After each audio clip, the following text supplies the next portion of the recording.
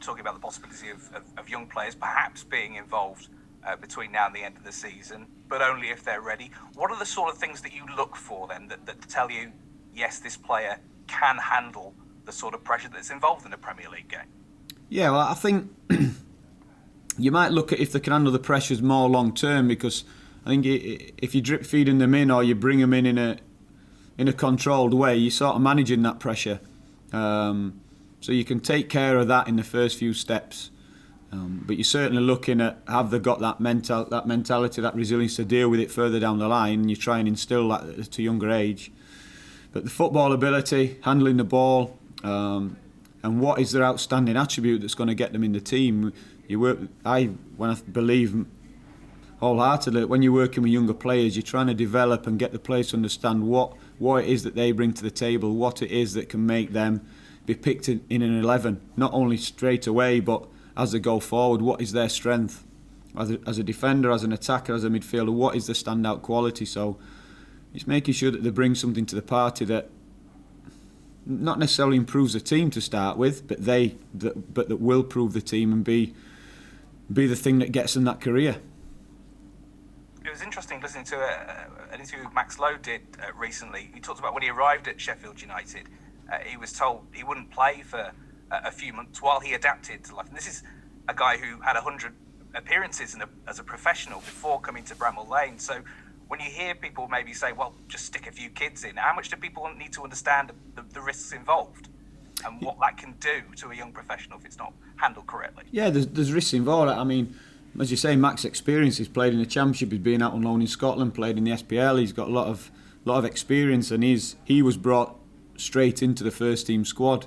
There was established players who'd already played there, and Enda Stevens, Ben Osborne had played there in that sort of position. So in that respect, he'd have to earn his stripes and earn his place, definitely. But when we're talking about young players stepping up for the first time for the league debut, for the first team debut, then it is a different story. Lowe's already had debuts at many clubs and he's classed as a senior player, if you like, in terms of first team experience. So he was bought because the club saw qualities in him. Whereas when you're making that first appearance, you're that young player stepping out the academy. That's the more daunting part of it, and the bit where someone has to have that belief in you to put you in. Just to follow up on some of the squad issues, with Billy Sharp, in terms of a return date for him, is pre-season the goal, or could it be a little bit longer than that? As far as I'm aware, pre-season, I've not. All I know is because the procedure was yesterday, we've just had an update on how well it's gone. And I've not looked into or spoke to Watto in terms of what that looks like beyond this next few days. Because when you get news like that as a player, I've been there, past experience, you just want to know what's next. You know, there's a real mental side to having an injury like that, especially when it's worse than first thought and you have to have an operation on things. So we're just bothered about Sharpie getting his head around that and in the right place to start his rehabilitation. How much of his presence is going to be missed over these last few games? Yeah, definitely. I've lost count the number of times I've said I'd want every player fit, but someone as Sharpie's experience, obviously his connections with the club, club captain, it's a loss for lots of reasons, not just on the pitch. But we can't moan about it, we can't worry about that. We've got other players out. We seem to get one back and then lose two at the minute, but it's just the way it is, you know. And tends to be when things aren't going your way. What you know, we've had many discussions. What comes first? Is it poor results that lead to injuries, or injuries that lead to poor results? It just seems to go hand in hand. What exactly is the issue with John Fleck that's prevented him from training? Fleck, he just got a stiff groin, so we looked after him a little bit last week, and he managed it. The Arsenal game obviously got all the way through, but we just kept him out of full training so far this week as well. So we'll check on him tomorrow. And Chris Basham, is there any update on him? Still slow going. Hopefully get him on the grass at the back end of this week, and then build him up next week. But as I said, it's a strange one.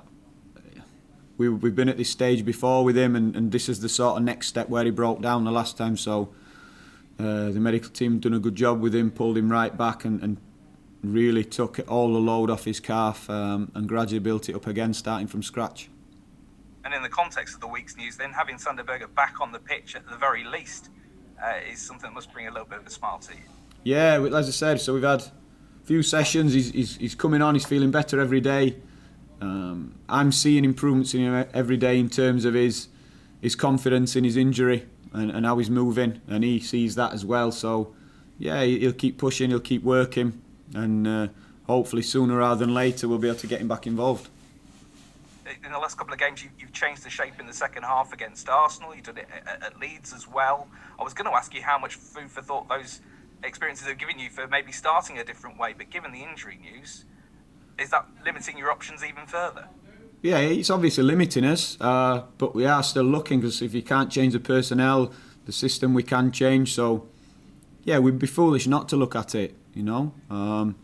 As I said, we want to keep fighting till the death, till the very end, and to do that we need to pick up results. And in terms of when we debrief in the games and we're looking back at it, we've had a bit of everything. I thought we had the chances in the Chelsea game. We certainly had the physical outputs in the Leeds game, but we're open in certain ways. Against Arsenal, similar again, we didn't create enough, I thought, even though we had more of the ball second half when we made the change. So we're always looking to improve, and being able to change the shape is something we could possibly do. Given what could possibly happen at the weekend, is one of the biggest challenges to keep the mood upbeat through the week, with players who must be suffering in terms of the way the season has gone and feeling it day by day. Yeah, I've said it many times. First thing I know is stepping into it. So I've been in a different bubble. Everyone's suffering, the players, the fans, everyone at the club, and it's not a nice position to be in.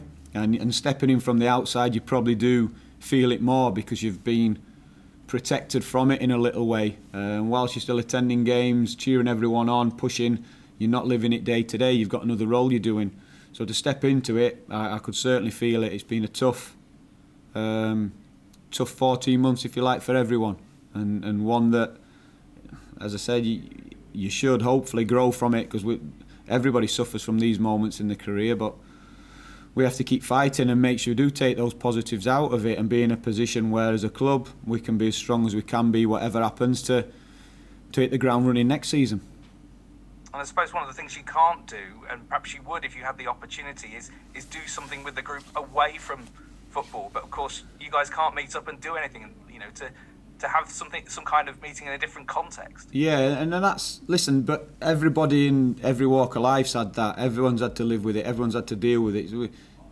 No way we'd feel sorry for ourselves like that, but it certainly added a different dimension, a different context. So you think right the way back to when the first lockdown was announced and how different clubs cope with it. I know, so Sheffield United, for example, kept training, kept pushing, because we're in a great position to attack the end of the season. But little did everyone know that it was going to drag on and on and on and on, and the season was going to be a long time in restarting. So that's meant an extra long season for this group of players and this group of staff, where literally for 2 years straight it's been Premier League football, and we know how challenging it is.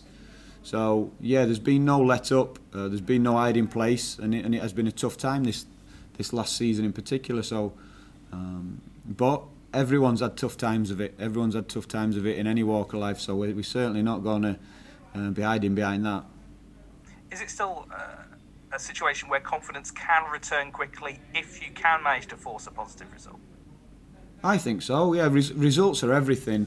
You can cling on to things in performance, but belief comes from results. I've been pleased with the way the players have been training. I've been pleased with them today. Every day that they've come in and we've had a real intensity to how we've worked. We've tried to increase that, and the players have understood why. Again, not just for the short term, but for the longer term. And it's just a really strange situation to be in. And the confidence, you say, is, if it was that easy to resurrect, and someone would be a millionaire if they ever figured that out, how easy it was to do that. It's tough. We can all talk about it, but you've just got to knuckle down and work at it. But certainly results do bring that belief in everything you're doing. And trying to do that, what do you I don't know who's in the background there, but what are you expecting from Wolves? Created a lot against West Ham. Yeah, yeah. More constrained against Fulham. What's your reading of them? Who's BBC Yorkshire cookie? Yeah, so reading of them, yeah, well, we know they can be creative. We know they can also be really tight in games and be really frugal in giving nothing away. So they've changed shape as well in a couple of games to try and be more of a threat up top. So yeah, we have to be prepared for everything they throw us. But one thing is for sure, they're going to come into the game looking for the 3 points, as we, because we desperately need them. And they pose threats all over the pitch, whether that's from wing-back positions, whether that's from the front players, or whether that's from the players just playing behind the front. So we know they pose threats from all over. We know they've got different types of attacking players which we have to be ready for. But once again, one thing we spoke about this week is, can we pose them problems as well? So we've been working hard on that. We've been working hard on getting bodies higher up the pitch more often, because one thing is for sure, a point's not enough, is it? So whilst we want to stop the rot in some way, a point does us no good. It's silly going for a point, so we have to be positive and still keep playing on the front foot.